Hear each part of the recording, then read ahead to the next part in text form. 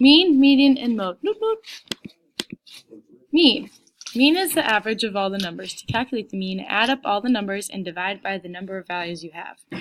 Mean is best used when the data distribution is continuous and symmetrical, and it's bad to use when there are outliers. Median, the middle value in a list of numbers. The median is the most useful when describing a set of data that has an outlier. It is also useful when the data is skewed. Mode. This is the most frequent value in a set of values. Useful because it shows most common.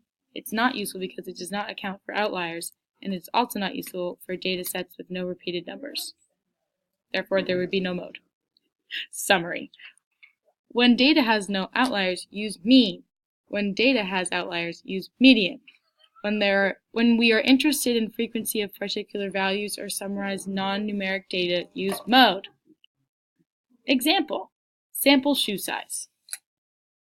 In this example, we have put the 16 numerical values in order from smallest to greatest to then find the mean, median, and mode. We find the mean by adding up all the numbers and then dividing by 16, which gets you 7.4.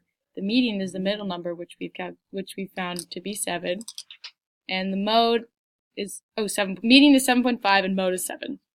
Yay! Thank you.